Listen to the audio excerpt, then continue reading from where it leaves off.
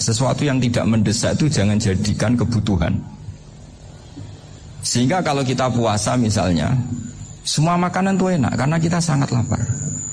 Sehingga Abul Qasim Al-Junaidi ketika ditanya, ma'idamu to'am, lauk makanan itu apa? Jawabannya lucu, alju, lapar. Kalau kamu lapar ya semuanya enak. Ini sudah mulai hilang. Kita bilang makan enak itu ya sate, ya gulai, ya pizza yang kita senang.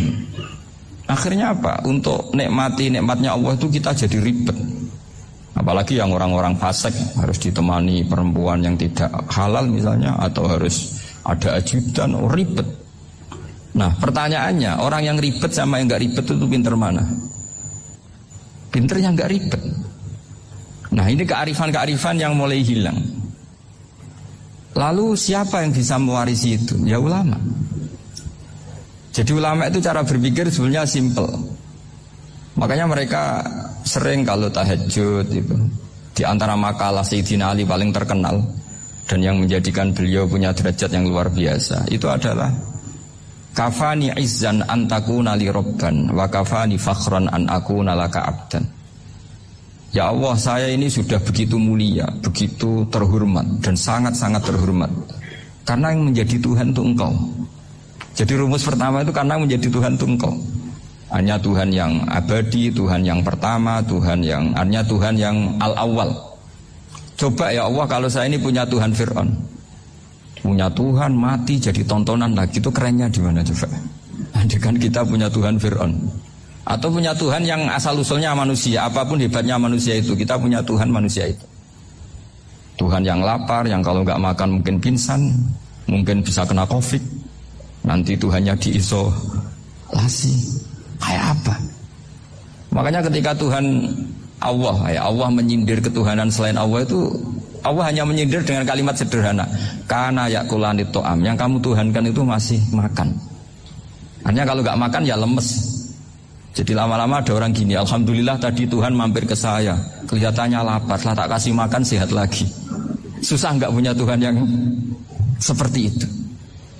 Beda dengan Tuhan kita, Tuhan yang gak butuh makan, gak butuh minum, Al-Qayyum, zat yang berdiri sendiri tanpa butuh yang lain. Al-Awwal, sebelum ada langit bumi sudah ada Tuhan kita yaitu Allah.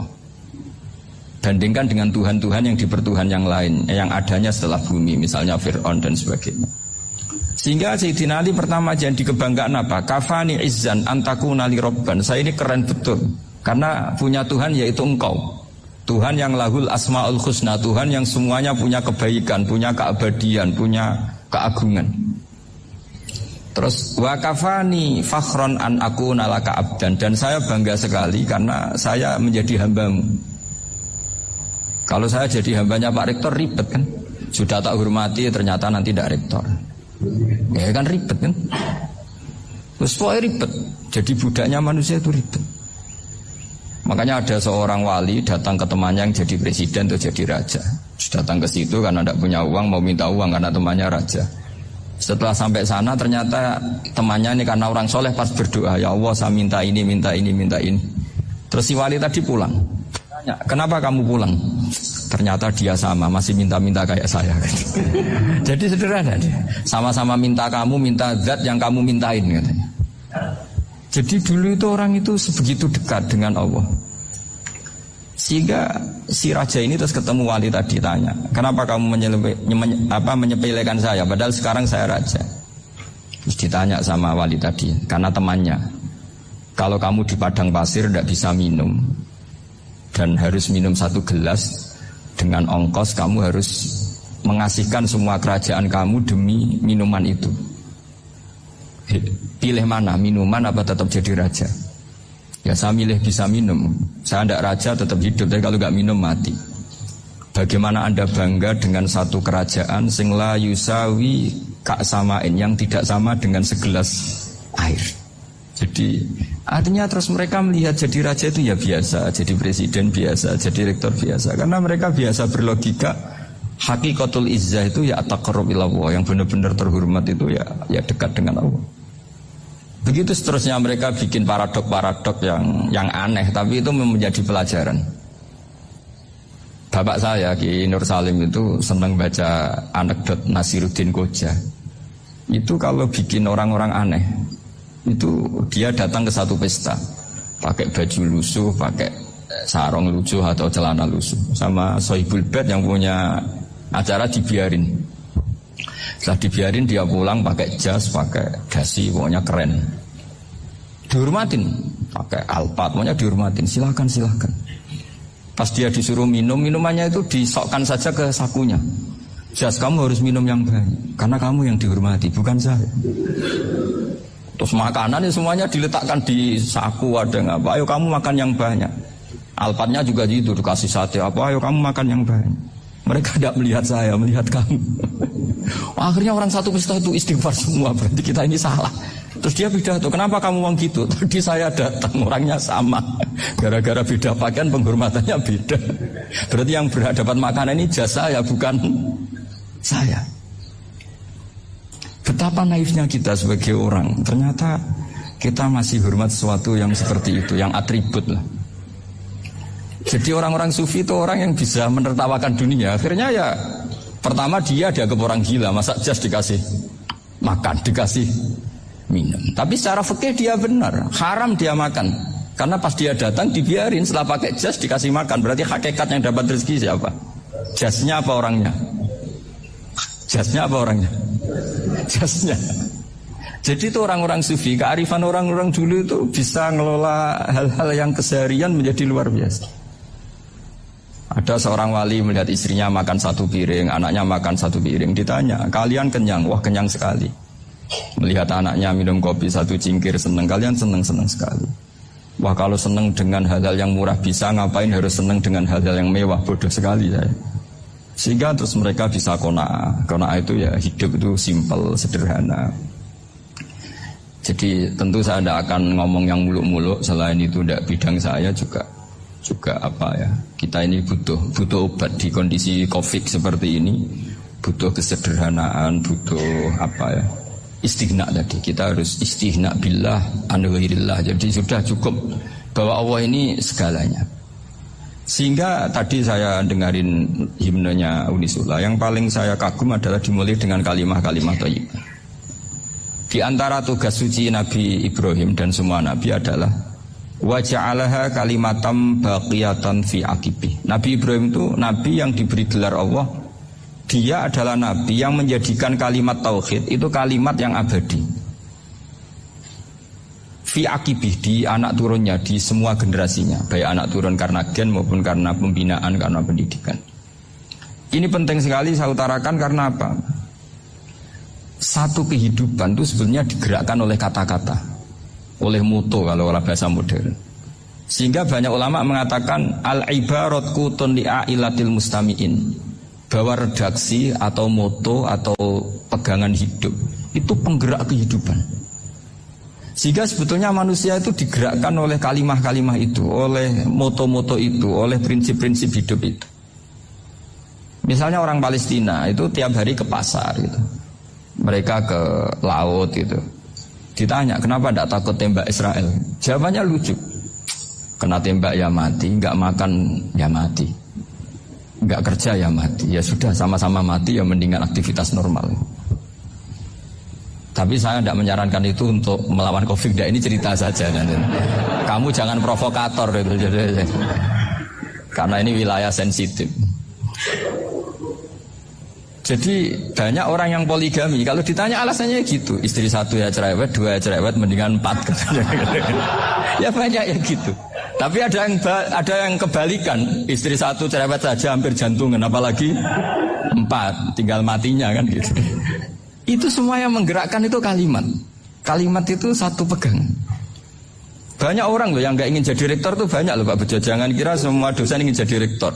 Melihat rektor sibuk rapat mempertahankan reputasi Unisula terus sering pegang kepala. Ngapain repot-repot?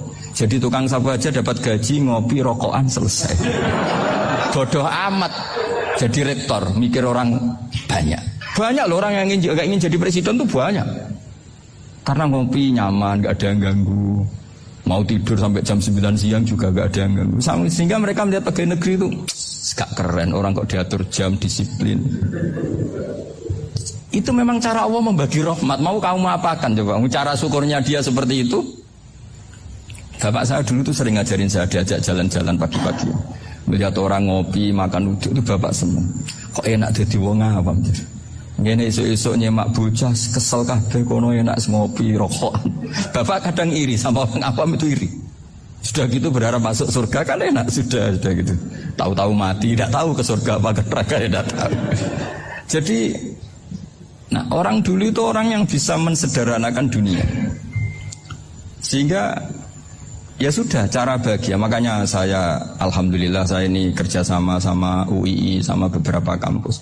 Memang amdan itu sengaja. Kampus itu ya punya sistem yang nggak bisa mewakili sistem kiai. Kiai juga punya sistem yang nggak terwakili oleh kampus juga sebaliknya, saling melengkapi. Saya sering ketemu rektor UII, rektor kampus-kampus Islam. Mereka cerita, Gus pendidikan pondok harusnya dimodernkan gini-gini. Saya bilang, kalau pondok modern kayak kampus itu nanti saya ketemu Allah tidak bisa jawab. Kenapa Gus? Saya beri contoh gini. Kalau misalnya perempuan perawan lah atau apa saja namanya perempuan mau tanya tentang menstruasi atau haid. Kalau semuanya sistem kampus dia harus kuliah dulu. Registrasi dulu, kuliah dulu, bayar dulu. Dan dapat jawabannya nunggu mata kuliah pas itu. Bandingkan kalau sistem pondok, saya tuh sering ke pasar sama anak saya dicegat sama ibu-ibu. Gus, anak saya ngalami gini-gini, keluar darah terus menerus, gak 6 hari tapi 1 bulan penuh. Itu hukumnya apa Gus ya? Nanti saya mau sowan ke jenengan. Nggak usah sowan di sini aja. Ya sudah. Sebelum mengeluarkan darah yang rutin seperti itu biasanya haidnya berapa hari? 6 hari ya sudah ikut yang 6 hari, yang lainnya istighatsah. Ngoten tok Gus ya udah ya. Begitu terus di masalah udhiyah. Ya coba kalau semuanya pakai sistem kampus, daftar dulu, bayar dulu. Jadi ini nggak ada jawabannya, nunggu mata kuliah itu. Baru dapat jawaban, itu biasa nggak sholat bertahun-tahun karena belum ada jawaban tentang itu. Ya itu kalau misalnya orang mati. Tahunya cara memulasara jenazah itu nunggu kuliah dulu, pas mata pelajaran itu dulu, baru menangani orang mati. Berarti orang mati itu tergeledak semua. Tapi kalau kiai kan enggak. Kesini orang mati terbakar, kalau dimandiin malah badannya copot-copot, itu gimana hukumnya?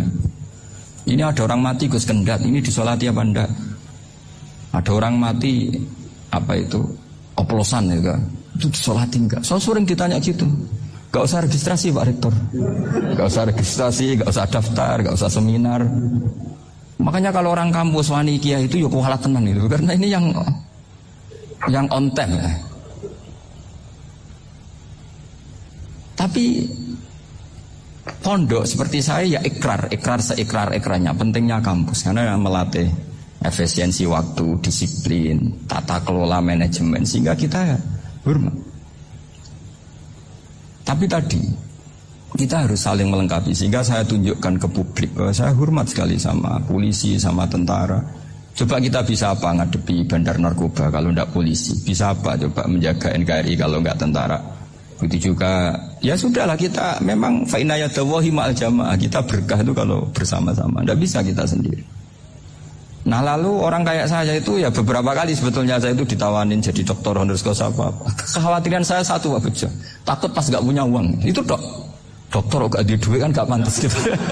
Jadi repot gitu, daripada beban lah sudah lah gak usah dokter. Jadi kalau gak punya uang ya pantas, terus kalau ngebis ya pantas.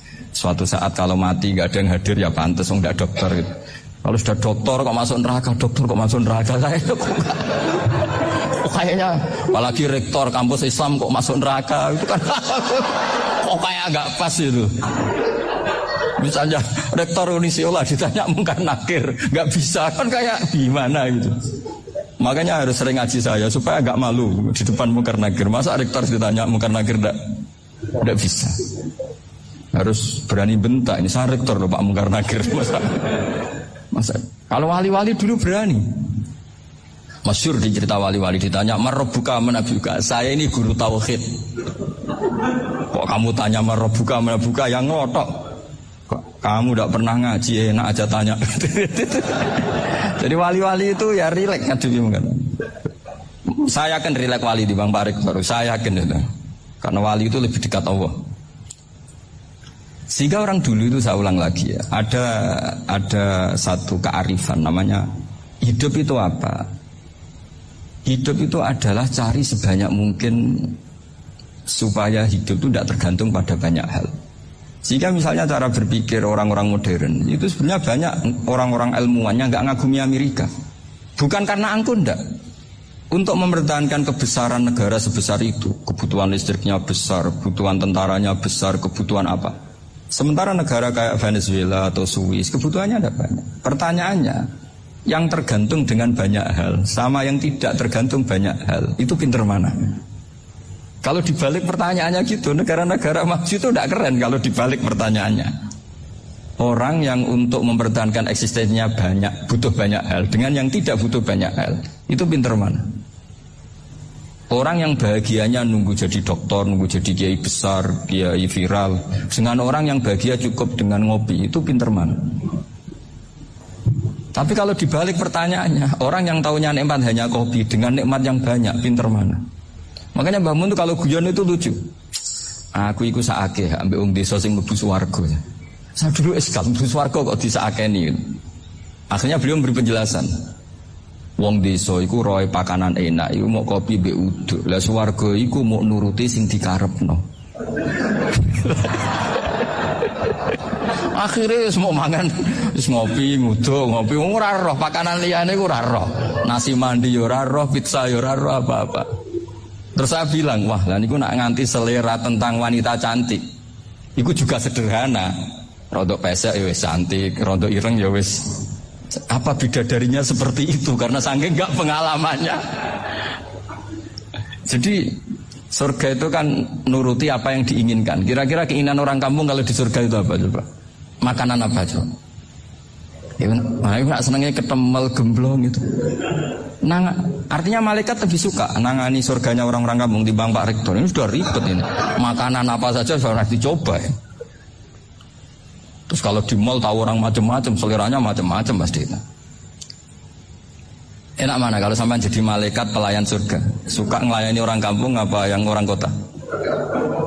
Orang kampung kan. Jadi ya itu guyon tapi itu menjadi pikiran kita bahwa orang yang banyak kebutuhan itu sebetulnya banyak kebodohannya karena menggantungkan kebahagiaannya dengan banyak hal. Makanya Imam Syafi'i ngendikan istighna itu apa? Al-istighna anisya'i. Yang dikatakan kecukupan adalah berusaha sebanyak mungkin banyak hal tidak kamu butuhkan. Bukan memenuhi semua kebutuhan kamu karena nafsu kamu ini tidak ada batasnya gitu. Kalau kamu penuhin nggak akan selesai. Itu ada perempuan yang kurang cantik itu minta doa saya, Gus doain suami saya kaya. Terus tak guyonin, terus nggak minta. Kalau suami kamu kaya, yang pertama dirubah itu apa? Rumah supaya rumah saya bagus. Kedua apa? Mobil supaya mobil saya bagus. Nanti yang dievaluasi itu kamu. Mobil bagus, Alphard, rumah mewah, istrinya kamu pasti itu dievaluasi. Langsung nggak usah sudah gini aja kan. Jadi pertama yang dievaluasi itu kaya itu coba kalau suami kaya itu yang dievaluasi pertama rumah ya, rumah ganti. Setelah itu apa? Mobil. Kira-kira berikutnya akhirnya sudah bagus nggak jadi. Nabi Ibrahim itu pernah minta umur panjang. Keren umur panjang. Sama Allah nggak dijawab. Datang orang tua gitu bertamu ke Nabi Ibrahim. Terus disuguhi dikasih kurma. Apa itu? Kok kurma apa? Anggur yang sudah matang sekali. Sudah dimakan. Setelah dimakan meler keluar lagi. Dimakan lagi meler lagi. Terus Nabi Ibrahim masuk lagi ke kamar. Ya Allah doanya tak cancel. Nanti kalau saya tua kayak itu. Jadi Allah itu nggak jawab langsung tapi ngirimkan itu. Akhirnya ya Allah nggak jadi. Nanti takut itu. Saya pernah ngalami jadi kiai tadi ada ibu-ibu ya nggak pati cantik lah. Suaminya tuh miskin sekali. Minta doa saya supaya kaya. Bareng tak kasih pertimbangan itu udah nggak usah nggak jadi. Jadi itu kearifan. Tapi kearifan ini harus kita tanamkan. Saya nggak bisa membayangkan Indonesia yang besar ini. Andai kan tidak ada qanaah, nerimo ing pantum. Coba sekarang ada Covid. Andai kan Indonesia itu kayak Perancis. Saya beberapa kali punya tamu orang yang hidup lama di Perancis, bahkan dapat istri orang Perancis. Itu dulu gak begitu mencintai Indonesia. Tapi setelah di Prancis 2 tahun, wah Indonesia hebat. Di Prancis itu kata dia kalau cerita, semua kebutuhan masyarakat itu dibebankan ke negara. Apa saja minta negara, apa saja nyoal negara. Sementara Indonesia, coba kalau Indonesia mengalami seperti ini kok tidak ada konaan rimo ing bantum, bisa kios Indonesia. Orang miskin nyalahkan negara, kelaparan nyalahkan negara, apa saja. Tapi barokahnya dididik kiai jogeman nyalahno wong liya. Urip pun romo ing pandum, diame. Sampai gak ngerti kalau Covid. Banyak tuh orang-orang kampung itu, orang lugu-lugu itu. Mbah niki saking Covid, salam ning Covid muga-muga umure panjang. Dikira Covid itu nama orang yang ahli sosial itu. Mbah niki dana saking Covid. Matur nuwun sampekno salamku muga-muga umur panjang. Bingung kan yang nganterin ini. Ini gimana yang mau menjelaskan ya? Memang enggak paham. Ribet kan. Tapi saya pastikan bahwa dengan keadaan seperti ini kita bahagia, kita stabil, itu jelas barokahnya kalimat tadi, moto tadi atau pegangan hidup tadi. Makanya disebut al-ibarat qutun li'ailatil mustami'in. Bahwa redaksi atau kata-kata atau pegangan atau filosofi hidup apalah namanya itu adalah penyemangat. Penyemangat. Karena kata-kata ini memang luar biasa. Ketika sahabat perang demi kebenaran, zaman itu ya pasti benar karena yang dibela Nabi. Dulu itu kan enak zaman Nabi, yang dibela mesti benarnya, musuhnya mesti salahnya. Sehingga dulu itu memang harus tegas. Kalau sekarang mau tegas gimana? Yang kamu bela tidak mesti benar, musuhnya tidak mesti salah. Ribet kan kalau misalnya saya tukaran sama Pak Rektor, kamu mau bela mana kan bingung. Saya tidak mesti benar, saya tidak Nabi. Pak Rektor apalagi tidak mesti benar lagi kan? Ribet kan? Jadi kalau kita mau perang sekarang itu mau pede gimana? Enggak. Makanya banyak ulama sekarang itu mau tegas tuh enggak berani karena ya banyak hal yang abu-abu lah wilayahnya, misalnya pilihan presiden atau pilihan bupati, pilihan menteri. Kamu mati-matian bela itu, yang kamu bela tidak mesti benar, musuh kamu tidak mesti salah. Misalnya pilihan bupati, wah ini kabupaten ini baik kalau bupatinya ini, yang satu bilang ini, terus tim suksesnya kamu tanya, kamu yakin? Ya tidak juga. Lah kenapa semangat? Kan saya botohnya, paling alasannya ya itu aja, bukan yang lain. Beda dengan zaman Nabi, Nabinya mesti benar, Abu Jahalnya mesti salah. Kan enak, aturan mainnya jelas. Singkat cerita dalam perang itu banyak sahabat yang ngalami luka, ngalami apa gitu. Kemudian curhat lah ke Nabi, ya Nabi gara-gara derekkan jenengan, ngikuti jenengan saya harus ngalami seperti ini, seperti ini. Ngiranya orang itu diapresiasi sama Allah keluarnya. Ternyata sama Allah gak diapresiasi. Malah diturunkan ayat intakunu ta'lamuna fa innahum ya'lamuna kama ta'lamun wa tarjuna minallah malah yarjun. Kalau kamu sakit karena perang, orang-orang kafir itu ya sakit, itu saja berani padahal demi kekafiran. Wa tarjuna minallah malah yarjun, padahal kamu punya nilai lebih yaitu berharap kepada Allah yang mereka tidak punya. Saya jadi kiai itu ya kadang mangkel. Karena yang benci ya benci, yang seneng itu ngel-ngel loh kayak Pak Bejo. Jadi semuanya ribet. Lah iya, yang benci ya ganggu, yang seneng ya ganggu, tambah nemen. Seribet. Tapi kalau sudah ingat bandar narkoba, mereka berhadapan dengan polisi, kadang ditembak karena kesalahannya terlalu fatal. Antar persaingan mereka juga bisa tembak-tembakan karena merebut pasar narkoba. Itu saja mereka berani. Kok kita yang jadi kiai kadang dicium tangannya, dihormati gak berani, hanya takut apa ya, musibah-musibah kecil lah, atau problem-problem kecil. Nah iya, kalau kita bandingannya gitu. Kalau kamu mau tahajud kedinginan, itu masih nanti dihisab Allah itu gitu. Maling ayam itu keluar malam-malam, hanya dapat ayam. Itu gak takut dingin. Ya gak takut digebuki masa. Kamu mau tahajud saja takut dingin. Makanya nanti hisabnya orang soleh itu nanti dijajarkan orang dolim. Terus diperbandingkan. Wah itu habis kamu kalau itu. Jadi misalnya Unisola mau rapat, tapi ini malam, kalau malam dingin nanti sama masuk angin. Wah anak-anak pang di perapatan aja berani kamu. Kalau sudah perbandingannya gitu tuh ribet kita nanti. Makanya itu kalimat itu moto atau filosofi hidup. Sehingga diulang lagi nasihat itu. Iyam saskum korhun fakodu masal koma korhum mislu. Kalau kamu kena luka, orang-orang yang nggak benar juga akan kena luka. Itu aja berani demi ketidakbenaran. Masa kamu demi kebenaran nggak berani? Akhirnya orang itu, ya itu kalimat, itu heroik. Makanya kita ini penting ya, makanya tadi himne Unisula dimulai kalimat thayyibah. Karena kalimat ini yang menjaga kita kalimat ini. Misalnya tentang Tuhan. Kenapa orang Islam imannya kokoh seperti ini, termasuk yang sudah hidup di Amerika, di Australia, di mana-mana. Itu ya barokahnya ajaran atau barokahnya kalimah. Saya sebut kalimah saya pakai bahasa santri. Karena la ilaha illallah itu dalam tradisi santri disebut kalimatu haqqin alaiha nahya wa alaiha namut wa alaiha nub'ats. Ada yang riwayat wa biha nub'ats insyaallah taala minal amin. Kenapa mereka di mana-mana meskipun sekolah di Amerika, di Australia, bahkan di Uni Soviet tetap mukmin? Itu barokahnya ajaran yang benar. Allah itu siapa? Tuhan. Tuhan itu sifat dasarnya apa? Awal. Dia harus wujud awal sebelum makhluk yang lain. Sehingga ketika ada negara yang maju, yang tertib, manajemennya tertib, masyarakatnya makmur, tapi punya Tuhan yang tidak seperti itu, tidak awal, itu sudah gak nyaman. Karena ndaklah keren Tuhan saya, karena Tuhan saya itu al-awwal, zat yang pertama. Tuhan saya keren lah, zat yang gak mati. Tuhan yang gak mati, yang gak pernah mengalami kematian. Sehingga tontonan atau yang dilihat kenikmatan-kenikmatan yang lain ini tidak mengubah dia pendirian tentang Tuhan. Karena mantapnya satu kalimat tadi, bahwa Tuhan itu ya harus satu, harus awal, harus tidak mati, tidak rusak, tidak mengalami apa-apa yang membahayakan. Sehingga ketika ditawarin Tuhan yang lain, meskipun menjanjikan secara finansial atau kemakmuran, mereka gak tertarik. Itu coba, itu barokahnya makmur apa barokahnya ajaran?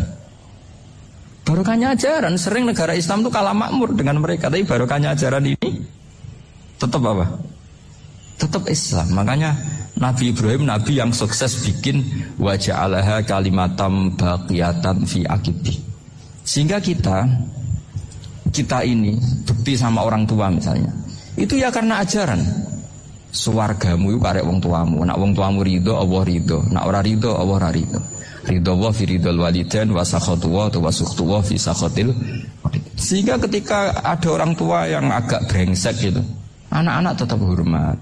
Punya orang tua yang miskin, yang sudah miskin, tukang tombok nomor, banyak kan di kampung gitu, dia tetap hormat. Coba kalau dari awal kita ngajari orang tua kamu hormati ya, kalau baik, kalau tidak usah. Bisa geger Indonesia. Tapi barokahnya ajaran-ajaran itu Indonesia tertib karena ada ajaran. Nah ini di sini pesantren dan Unisula semua harus berkontribusi membuat ajaran yang benar itu adalah ciri utama Islam. Sehingga Islam ini dimulai dengan ajaran kalimatu haqqin alaiha nahya wa alaiha namut.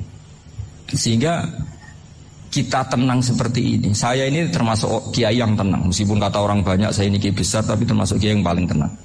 Termasuk yang paling tenang. Karena saya ini pakai mazhab orang-orang hebat.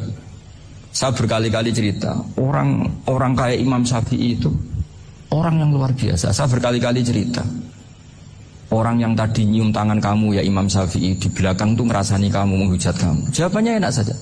Berarti saya alhamdulillah orang yang wibawa. Buktinya di depan saya nggak berani. Jadi enteng saja. Diceritain sebagian kampung, sebagian separuh dari warga kamu itu nggak suka kamu. Ya bagus lah nggak suka saya, nggak akan utang duit saya. Di mana-mana orang utang itu karena teman dekat.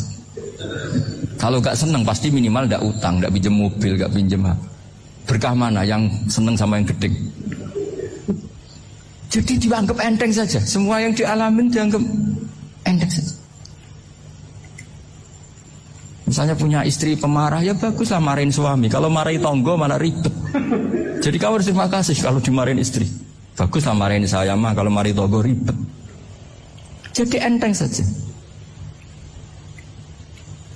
Tapi kita sekarang itu karena nafsu ya, sehingga menghadapi hidup ini ribet. Ulama dulu kalau mau mati itu senengnya bukan main. Sudah lama saya ini ingin gak maksiat. Kayaknya gak maksiat paling efektif itu mati. Ya tidak apa-apa Gusti, kalau sebaiknya mati ya mati aja. Enteng saja. Jadi melihat kematian itu akhir dari segala keburukan atau potensi keburukan. Apapun baik kita sekarang, suatu saat mungkin kita enggak baik. Yang bisa menghentikan ketidakbaikan atau potensi ketidakbaikan itu apa coba? Mati kan? Berarti mati itu mengerikan apa menyenangkan? Mesti kamu tidak berani menjawab. Meskipun secara ilmu kamu berani, tapi secara rasa agak berani kan? Saya ulang lagi ya. Yang bisa menghentikan keburukan atau potensi keburukan itu apa coba? Apa? Kematian. Berarti kematian itu menyenangkan atau menyusahkan? Apapun kamu tidak berani jawab karena kamu agak-agak duniawi itu kelihatannya.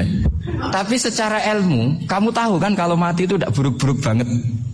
Karena apa? Itu akhir dari segala keburukan.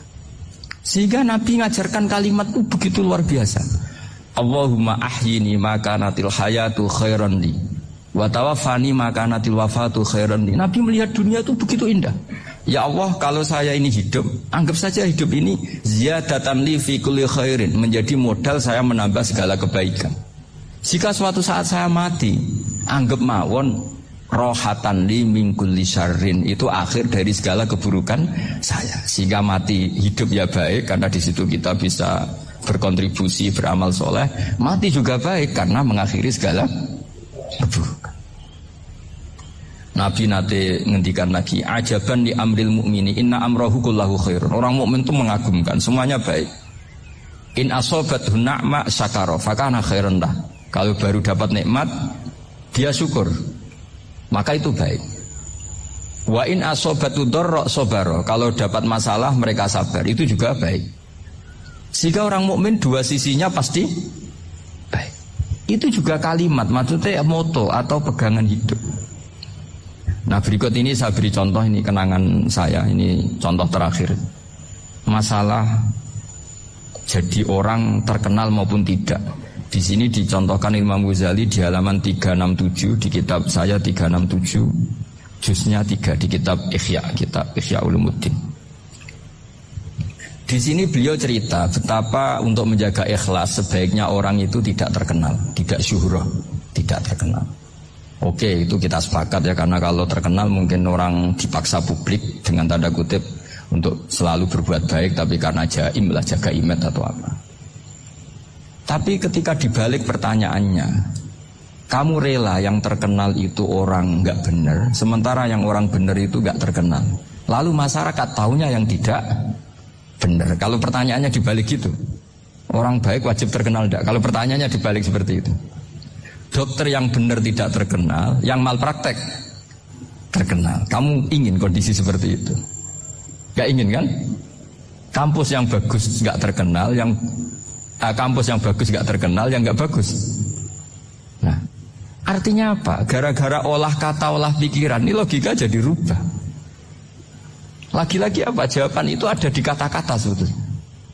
Makanya bab-bab seperti ini tidak usahlah kita berdebat, berpolemik. Sebaiknya orang itu humul, menutup diri, apa sebaiknya orang terkenal, itu nggak perlu seperti itu. Sudah terserah Tuhan saja. Makanya saya mulai dulu ngaji sampai sekarang itu ya tidak punya punya ikon tertentu atau punya website tertentu, enggak. Sudah terserah pangeran. Sudah saya juga tidak sok suci materialistik atau enggak, ya tidak mikir saya.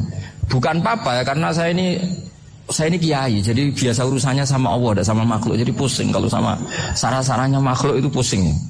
Meskipun rektor kalau nasihati saya pasti tidak saya terima, itu tetap makhluk, itu sudah ada ngefek kalau saya itu sudah ada itu. Bukan karena saya sombong, ya memang makhluk betul gitu, bukan. Cuma nasibnya bejo aja, tapi makhluk tetap makhluk. Saya beri contoh ya. Ini makalah yang ditulis Imam Ghazali. Ya, i'lam aslahakallah anna aslal jah wa intisarus sayyid atau sayyidi wal istihar bahwa mazmum itu. Balil mahmudu al-khumulu illa man saharahu wa ta'ala linasri dini min ghairi takallufi talabi syuhrati minhu. Jadi kalau kamu ingin ibadah kamu selamat, ya kamu jangan terkenal. Tapi resikonya adalah kalau kebaikan itu tidak terkenal, maka gak dikenali. Kalau gak dikenali berarti masyarakat hanya punya percontohan yang tidak baik, karena yang baik tidak terkenal. Jadi itulah ulama-ulama dulu. Jadi apa-apa itu dibanding-bandingkan. Kemudian nanti kelihatan, jawabannya itu kelihatan. Jadi ulama dulu itu biasa ngarang misalnya afatun nikah, sisi negatifnya nikah.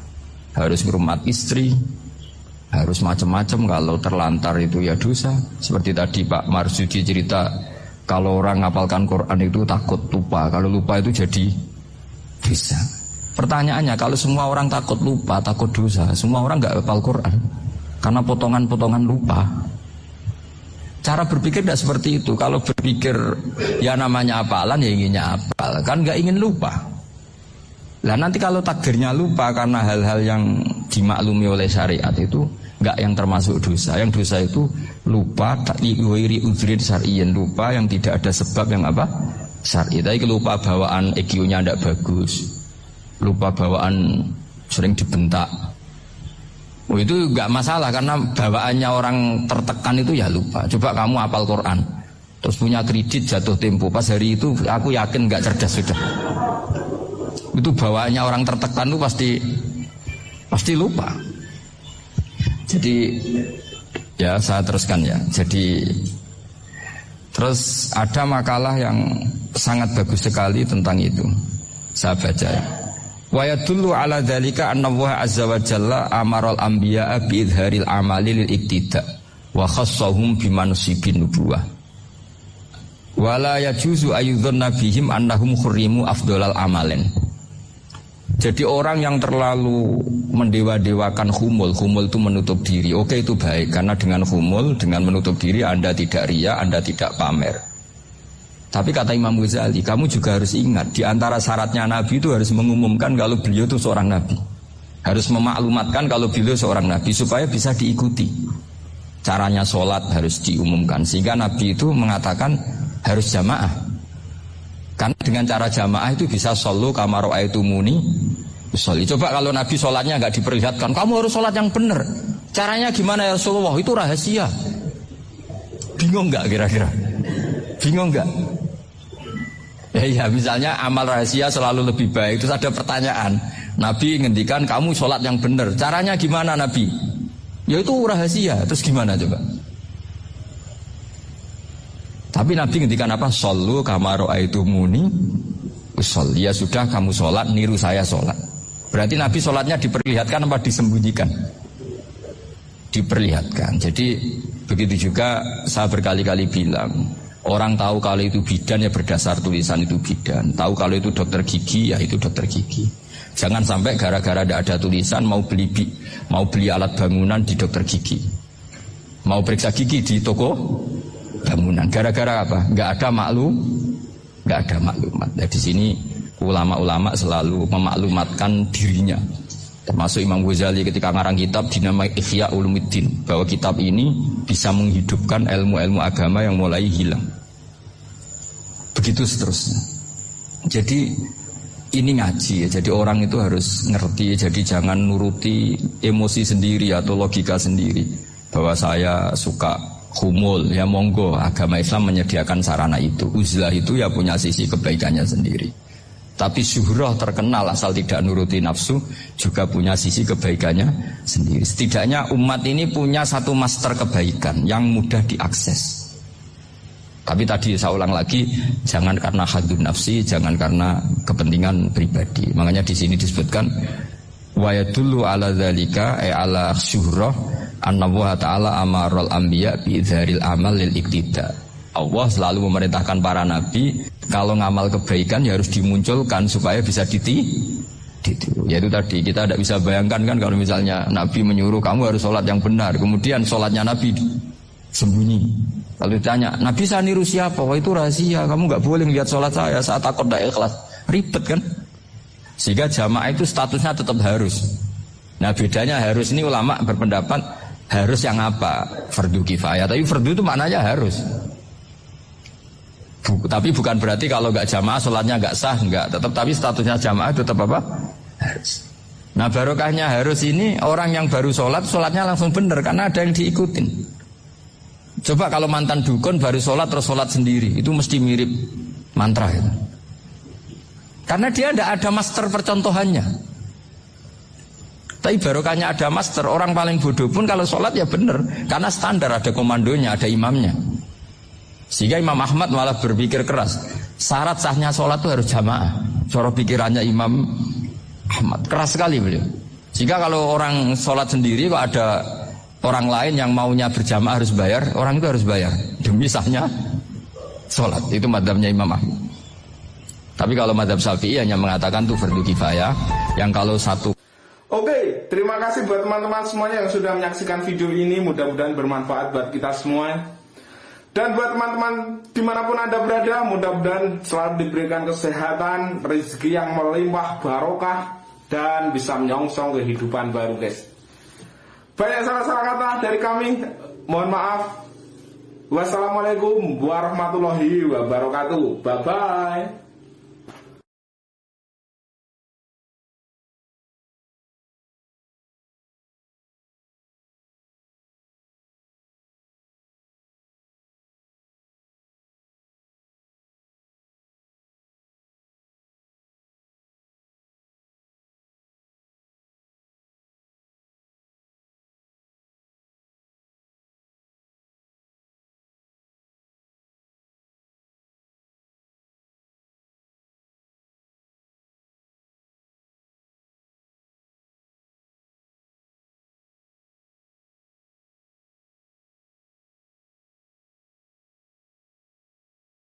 Saya senang kalau ada ulama dihormati, karena supaya jadi tradisi ulama itu terhormat. Tapi jangan semua ulama mau dihormati. Nanti lama-lama jadi siklus. Tekan mencintai kiai saja karena fasilitas duniawi. Gue senang jadi imam masjid akbar, masjid istiqlal, imam besar. Senang mergo kenal presiden, datang dikawal. Senang jadi sudes, wah keren, sholat ngarepe Ka'bah, teko dikawal askar. Ya kalau senang karena itu kan berarti menjadi duniawi. Itu sirinya kenapa Rasulullah ketika ba'da Fathi Mekah sudah menguasai Mekah, sudah naklukkan Mekah Madinah. Nabi itu satu hari terbiasa. Mau sarapan saja kadang nggak ada yang dimakan. Tanya ya Aisyah, apa saya bisa sarapan? Enggak ya Rasulullah. Ya sudah saya tak puasa. Supaya tetap terkontrol bahwa umatnya mencintai beliau bukan karena kebesaran. Itu Rasulullah. Itu setelah periode Mekah loh. Jangan kira itu periode Madinah. Apa? Itu periode apa? Madinah loh. Periode yang setelah Nabi punya segalanya. Tapi Nabi tetap seperti itu. Kenangannya Aisyah sebagai istrinya apa coba? Dia cantik sekali. Aku tahu jajal turu ngarepe Nabi terlentang. Ya Nabi tetap sholat. Nah beliau sujud sikilku tak ingkertno. Nah beliau ngadeg tak lonjoro meneh. Jadi Aisyah ku wa ana muqtaridotun bene adi turu terlentang. Jadi cara ya sudah terlentang itu. Nabi nak sholat suwingan dia tetap sholat sampai selesai. Oke itu bojo ayu orang ngerasa sholat, bojo elek orang sholat, bojo elek amen junub menawa. Sekarang orang kena gue contoh, suang kasus orang kena itu. Gue di bojo ayu perawan turun karena pusing sholat orang bos misalnya lo. Pemenang jenggotan itu tambah over. Mustafa kalau orangnya jenggotan dia nih, udah usah tersinggung. Mereka nanganya wong akeh dosa, nanganya wong sito ora. Misale dosa wis tak hitung mau ke sore. Aku ngenyek dosa sito, mulang ganjarane 10, cek susuk piro? 9. Dadi cek surplus aja orang dagang ya cek. Cek badi. Iku kan adene ra ikhlas. Ora ikhlas aku yo ora ikhlas ilmuku, malah lara deh. Malah neraka ping 13 dene. Makanya ini dipikir ya, saya ulang lagi, harus dipikir secara matang-matang bahwa kita tidak boleh terlena oleh kehidupan dunia. Menjadi bodoh kan Anda minum teh, kemudian anak Anda jatuh di pinggir Anda. Paham ya? Nah sekarang menyangkut mukjizat. Ini masih tentang ayat ini, nanti sampean tahu logikanya. Tak bedain, tidak jawab satu-satu aja. Karena iman sarannya harus tahu. Fa'lam itu tahu. Fa'lam annahu la ilaha illallah. Ketika sekarang telur, saya memberitahu misalnya, telur ini jadi pitik, cara gue mungkin tau. Ayo jawab satu-satu. Mungkin kan? Tapi pertanyaannya, saat telur menjadi pitik kemudian mungkin, dan ayam ini bisa terbang, bisa selingkuh, bisa punya anak turun, itu menjadi mungkin itu kan kamu pun tidak ikut menciptakan. Ikut gak kamu menciptakan telur menjadi ayam? Tidak kan? Kan di luar kudrah kamu, di luar kemampuan kamu. Tapi kamu bilang itu mungkin. Ada onta yang buting, yang sudah hamil sudah. Kamu bilang nanti unta ini mau punya anak dan anaknya nanti bisa jalan seperti induknya. Kamu katakan apa? Mungkin. Tapi saat Anda katakan mungkin, Anda ikut menciptakan enggak? Enggak kan, tetap itu kudrahnya Allah. Tetap itu. Maka para nabi itu tidak tahu bedanya antara unta yang keluar dari indukannya dan keluar dari batu. Itu syaratnya jadi nabi, syaratnya jadi wali. Nah, saya kira ono nabi. Makanya Nabi Soleh ditakoi, bukti nak kudrahe pangeran ubi. Lah kamu minta apa, kata Nabi Soleh? Silahkan ada unta keluar dari batu itu. Nabi Soleh bisa. Ya tenan terus unta keluar dari batu. Terus kaumnya gawok. Wah kok hebat tenan unta metu kok batu. Jare Nabi Soleh, ya padha karo unta lahir kok indukane. Bedane apa? Ya beda. Lah bedane apa? Metu kok watu kok ora melok gawe. Metu kok indukane kok ora melok gawe. Bedane apa? Tapi tak temen kena hijab, cuma niku ana bedane. Cara nabi-nabi ora ora bedane. Lah kula termasuk warasatul anbiya, ya ora ora bedane cara kula. Waras utek kula niku waras. Lha yo misale kowe cara iman seperti itu yakin dadi wali. Wes amatir-amatir lah wali swasta lah, wis pokoke iso dadi wali. Jadi manusia itu lucu, sesuatu yang dia pun ndak bisa, iku sok bedakno. Kalau telur menjadi ayam mungkin. Sapi keluar dari indukan mungkin. Biji padi menjadi padi besar mungkin. Tapi nak watu kok jadi biji padi mukhal. Lu saat yang dikatakan mungkin-mungkin itu apakah manusia ikut memberi? Tidak kan? Ikut menciptakan? Harusnya kan dia bilang, ya aku menyaksikan itu karena ada kekuatan X yang menciptakan itu. Harusnya dia kalau mau konsisten kan, saya tidak bisa menciptakan telur jadi ayam, tapi ada kekuatan lain yang menciptakan dan saya tidak bisa. Jadi telur keluar dari ayam ya kita tidak bisa menciptakan, sapi keluar dari indukan ya kita tidak bisa menciptakan, termasuk untanya Nabi Soleh yang keluar dari batu besar kita. Makanya semua Nabi itu tidak tahu bedanya, itu bedanya Nabi sama enggak Nabi. Makanya Nabi itu tenang ya, masyhur itu. Ketika perang Khandaq, Nabi itu kelaparan. Kemudian Jabir datang, ya Rasulullah, istri saya menyiapkan makanan untuk orang 6. Karena kambingnya hanya kecil. Maka hanya orang 6 saja engkau boleh datang ke situ. Tapi Rasulullah dengan santainya, ya ahlal Khandaq. Padahal yang ngeduk Khandaq itu sekitar 3.000, ya ahlal Khandaq. Halumu ilayya, ayo ke Jabir. Karena Jabir sona atau aman, bikin makanan untuk kalian. Itu 3.000 orang. Wah Jabir dimaki-maki sama, sudah bilang untuk orang 6 Nabi ini apa-apaan orang banyak. Itu mesti tidak cukup, kita malu. Nabi santai bilang ke istri kamu, Jabir jangan buka makanan itu kecuali saya. Ya pakai Nabi matur pengiran, Gusti ini cukupkan untuk orang banyak. Sama Allah di ACC ya terus cukup. Karena bagi Nabi tahu betul.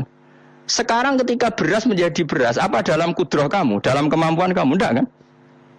Ketika sistem tubuh kita makan kemudian jadi kenyang, apa dalam kemampuan kamu? Kue muni mangan manane sego balebokno mulut, terus kue darani punya kemampuan makan.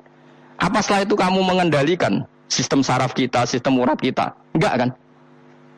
Jadi Nabi ora roh bedane, justru itu jadi Nabi. Karena dia enggak pernah terjebak, Nabi enggak pernah terjebak oleh yang dilihat. Makanya cara pangeran wa ma min dabatin fil ardi wala ta'iri yatiru bijanahihi illa umamun amsalukum. Ketika orang kafir minta bukti kudrahe Allah iku apa? Kanjeng Nabi didudono manuk. Lah manuk terbang enggak bukti kudrahe Allah. Ya biasa mata manuk terbang, wis suwe ra manuk terbang. Bukti kudrahe ning ndi? Lha iku teke wis semper. Lho bukti kudrahe ya kowe ora iso gawe kan? Tapi maksudnya wong kafir bukti kudrahe pangeran gawe unta kok watu. Lah bedane apa? Mau khale unta kok watu ambek kok indukane, bedane apa jajal? Wong ibuke unta ya ngrasa gawe. Apa ibuke unta bisa menciptakan anak-anak unta? Kan enggak bisa juga. Manusia juga ada. Jadi itu wis cukup dadi kudrahe Allah. Tapi manusia angger barang sering terjadi darani mungkin. Maknane mungkin dekne sing nentukan mungkin atau tidak. Padahal zaman mungkin pun dia tidak ikut menciptakan. Ini eling-eling. Makanya itu kenapa Allah akhirnya bikin mukjizat supaya orang itu ingat kedahsyatan kudrahe Allah. Sebetulnya mukjizat itu tidak penting. Maksudnya tidak penting tadi untuk iman sebetulnya tidak perlu mukjizat. Makanya ketika Rasulullah SAW ingin nuruti mukjizat yang diminta orang kafir, Allah malah ngelingno inna fi khalqis samawati wal ardi waqtilafil laili wan nar. Sajane ana langit, bumi, ada lautan, ada apa itu sudah bukti kudrahe Allah. Nah sekarang mukjizat kok onteni unta keluar dari apa tadi? Batu, ontene Nabi Soleh. Lautan merah diseblak tongkatnya Nabi Musa terus terbelah. Itu dari mukjizat. Kalau itu maknanya mukjizat karena manusia tidak mampu. Apa manusia mampu bikin lautan? Kan tidak mampu juga. Kenapa itu tidak dikatakan mukjizat? Lagi-lagi karena wis kena mataul hurur. Paham jelas ya? Makanya kata Allah, saiki wong ora percaya hari kebangkitan. Alasannya masa manusia jadi tanah menjadi manusia? Lagi memangnya manusia yang sekarang hidup itu dari apa coba? Sengke nado melok pileg, pilpres, melok dukung mendukung itu memangnya dari apa coba? Dari tanah kan? Mestinya hari kebangkitan sejati ya sekarang ini orang-orang dari tanah sekarang berkeliaran ini ono sungguh jalalan ngalor ngidul maknani. Iku yo kok lemah. Kemudian setelah jadi tanah mati, orang ingkar, wah ini nggak mungkin jadi manusia lagi. Padahal zaman sekarang jadi manusia itu karena kudrahnya manusia apa karena Allah? Karena Allah. Dan manusia sekarang dari tanah apa enggak? Dari tanah. Harusnya ya berpikir seperti itu. Kalau kudrahnya Allah bisa menjadikan manusia sebanyak ini dari tanah, tentu Allah tetap mampu nanti setelah jadi tanah menjadi manusia lagi. Nah itu malahnya kula nu wedi mbek urip nggih wedi tenan karena tadi dari hidup menjadi tidak tahu. Annasun yamun wa idza matu intabau. Kita semua punya tidur setelah mati baru bangun karena baru tersadar. Makanya analogi itu penting, kias itu penting. Ya saya beri contoh berkali-kali saya menyontohkan. Sampean tak warai hujah ulama. Nanti pasti sampean taslim itu pasti nyerah. Kalau kamu disebut jeleknya oleh orang lain, kamu mangkel enggak? Mangkel kan? Itu Imam Ghazali gini, kamu tak kasih resep supaya kalau ada orang mengingatkan kejelekan kamu itu tidak mangkel. Apa itu resepnya? Misalnya gini, di baju saya ini inna fi thawbika akroban wa hayatan. Di baju kamu itu ada kalajengking yang berbisa atau ada ular yang berbisa. Ada orang mengingatkan itu. Kamu terima kasih apa enggak? Terima kasih. Karena ada sesuatu yang bahaya di diri kamu, diingatkan. Dan karena diingatkan itu Anda terus bisa menghilangkan sesuatu yang bahaya tadi. Sekarang kamu punya sifat hasud, sifat dengki, sifat riya, sifat-sifat yang buruk. Itu sesuatu yang mencelakakan kamu di akhirat. Kemudian ada orang mengingatkan itu, harusnya kan kamu matur nuwun karena sifat yang buruk kamu diingatkan, kemudian kamu berusaha menghilangkan. Wong diingatkan ada kalajengking yang hanya madorot di badan kamu saja kamu terima kasih. Ini diingatkan ada hasud dengki yang madorotnya dunia akhirat. Kamu tidak terima kasih. Jadi itu ulama dulu. Jadi kalau bikin hujah itu gampang sekali. Sehingga ulama dulu kalau berdebat kemudian diingatkan temannya, kalau dia salah misalnya, itu ya tenang saja. Karena mereka cukup punya akal, punya analogi untuk nganggap itu biasa. Kayak diingatkan, ada kalajengking di tubuh kamu. Kamu matur nuwun enggak sama yang ingatkan? Matur nuwun. Tadi ngaji sore, ngaji di sini cerita. Kila itu Imam Ahmad. Itu begitu mudah mereka iman sama Allah. Jaroh. Kalau kamu iman sama Allah dan Rasul, maka muliakan tetangga. Itu ada seorang ulama dipanggil tetangganya, ayo ke rumah saya. Setelah sampai, dah pulang saya tidak jadi butuh. Sampai di rumahnya dipanggil lagi. Ke situ lagi, dah pulang lagi saya sampai 3 kali. Itu si ulamanya senyum-senyum santai aja. Ketika pemuda tadi insaf dan minta maaf, kenapa Pak ulama kamu kok tenang saja? Jawabannya enggak. Kata Rasulullah, saya disuruh hormat tetangga. Saya senang sekali bisa melakukan perintah Rasulullah. Jadi saya nurut kamu itu tidak ada urusannya dengan kamu karena perintahnya Rasulullah. Nangis pemuda tadi. Kalau kita kan enggak. Gengsi dong, giambar. Ini kan kita gayanya muni sunnah Rasul tapi tekeu jihadun nafsi. Nah kalau kamu sudah gitu, tak daftar dadi wali, mbok KPU-ne oleh nyetujui mbok kapan ra roh tapi tak daftarno. Saya ulang lagi, jadi kamu harus terbiasa dengan kias yang diajarkan Quran ya. Jadi ketika bibijian jadi pohon besar, itu pun kamu katakan mungkin. Padahal ketika kamu katakan mungkin, kamu pun tidak ikut menumbuhkan bibijian jadi pohon asam yang besar. Itu menunjukkan kudrahnya Allah. Artinya sebetulnya kamu hidup semuanya itu hanya menyaksikan kudrahnya Allah tanpa kamu memberi kontribusi. Kenapa kamu yang menentukan mau hal dan tidak mau hal? Harusnya mau taslim menyerahkan diri nak kabeh mau nyekseni kekuasaane Allah. Lha iku sing dimaksud Quran apa ya tanazzalul amru bainahunna lita'lamu annallaha ala kulli syai'in qadir wa annallaha qad ahata bi kulli syai'in ilma. Alam raya dibikin variasi kayak gini mau tujuannya Allah supaya kalian menyaksikan kemampuane Allah. Ini jelas ya. Makanya ketika ada pangeran, ketika bumi yang sudah mati tak hidupkan dengan hujan, begitulah kadzalikan nusyur. Ya kira-kira seperti itu proses sesuatu yang mati menjadi hidup lagi. Coba biji, misalnya biji apa? Biji kurma atau biji kacang atau biji apa? Kamu simpan di rumah bertahun-tahun, berpuluh-puluh tahun. Tentu ini berstatus biji yang mati. Terus kamu tanam di tanah, kamu kasih air, kemudian menjadi hidup. Menjadi hidup, rindang. Ya sudah, itu kan berarti Allah bisa menggerakkan dari sesuatu yang mati. Begitu juga telur, sesuatu yang mati. Tapi kalau kamu bilang, tapi di dalamnya itu ada zat-zat yang hidup, itu pun tidak kamu yang menciptakan. Susah ya, apa sih ngakoni nak iku kudrohe Allah. Lah anak kowe ngakoni kowe gak mampu kemudian iku kudrohe Allah, tentu kematian kita setelah mati pun dalam kudrohnya bisa bangkit lagi. Makanya Allah menutup kadzalikan nusyur. Begitulah. Begitu juga menyangkut umur. Kalau kamu dijaya, harusnya kamu minta dong gak mati terus. Nyatanya kamu mati. Makanya Allah pernah dukoi falola in kuntum ghairu madinin tarji'unaha in kuntum shodiqin. Kalau kamu merasa dijaya sebagai manusia, coba ketika nyawa kamu di kerongkongan kembali ke tubuh kamu. Nyatanya tidak bisa. Ternyata kita hanya objek. Umur panjang ya karena dikasih Allah, umur pendek ya karena dikasih Allah. Dengan terlatih begini maka kita mudah sujud sama Allah Subhanahu wa taala. Itu harus dilatih terus sebagai seorang mukmin. Sehingga kita hidup di negara apa saja, kondisi apa saja itu rileks. Karena semuanya itu karena kekuasaannya Allah. Meskipun kita tentu bernegara yang baik. Ya kita ikut pilpres, ikut pileg, ya normal lah. Bertetangga yang baik, apa saja yang baik.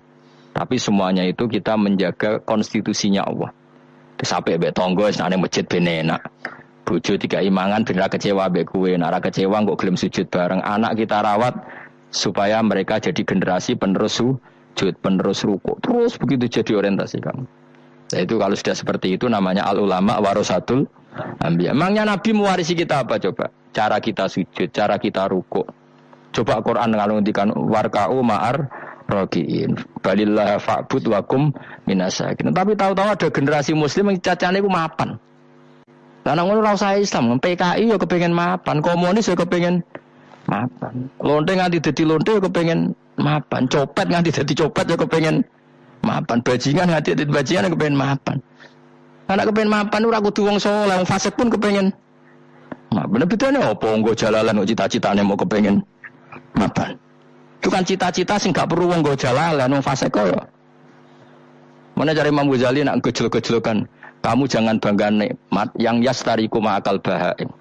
Itu satu nikmat sing kewan duwe. Misale kowe seneng mangan akeh, fal jamus aksaru aklan. Jamus iku angane luweh akeh. Terus nek kowe seneng kumpul kebo, kumpul wong wedok akeh, fal kirdu aksaru wikoan. Kethek iku kuwate jimak luweh kuat. Pitik luweh kuat. Imam Ghazali gojok satu kenikmatan sing mustarok benal ukola wa benal wiril ukola. Tapi nek nikmate sujud ora iso kethek sujud suwi-suwi ora iso. Spesial napa? Spesial. Kalau suwun makanya Imam Sinten Sayyidina Umar tadi sampai seperti itu. Ketika dia ditusuk sama seseorang, dia tanya pertama, yang nusuk saya siapa? Orang Majusi ya Amirul Mukminin. Alhamdulillah alladzi ja'ala maniyati biyadi rajulin lam yasjud laka sajdah yuhajuni biya yaumal qiyamah. Jadi itu penting. Artinya satu sujud pun sudah menjadikan kita berhak masuk napa? Surga. Ya tentu yang ikhlas. Nah ukurannya ikhlas itu gimana? Ya pokoknya sujud. Ada kepen bu swarga ya rapati ikhlas. Kepen dadi wali ya ora ikhlas. Terus piye? Ya ora ono carane ikhlas ora usah cara. Mau ikhlas maknane murni, nek ono carane malah ora. Nah, jadi mau ora sudah ada daftar wali, kena kepen sujud dadi wali ya ora ikhlas. Bagaimana nak dadi wali terkenal terus sing sowan akeh salam tempel akeh tambah ra ikhlas. Lan cara gejolakane bapak kula kan. Bapak kula nanti kula tangkleti. Ada orang tertentu kok terkenal wali, terkenal sekali orangnya. Terus tak tanya bapak, jenengan mboten kepengin dadi wali seperti itu. Jawabe bapak lucu. Dadine wali kepengin ya disayang pangeran, tapi dadi koyo iku ora kepengin. Lah kok saged? Lah wis dadi kula dadi salam tempel. Engko nang opahe mau ikut tok. Saking ikhlasnya bapak saya.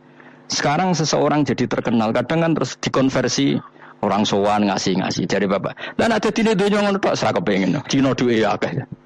Tapi nak dadi wali mergo disayang pangeran aku kepengin. Tapi nak terusane mulya niku gak kepengin kata Bapak. Maksudnya gak kepengin itu gak boleh jadi orientasi. Aku yang manusia sih kadang ya kepengin wah dari kiai top. Maksudnya metu ke mobil tipe apa, aku suwung tuh swali, sono sing tiba-tiba kan seru, no? Seru tapi keren, kerennya apa dicucuk Fauzi, cucuk, waduh, Mustafa, tuh, serah keren hisapnya akeh. Maksudnya kalau itu saya tetap senang ada kiai terhormat itu sangat senang. Cuma jangan semua ulama seperti itu. Nanti ono wong kepen dadi ulama saja karena nilai-nilai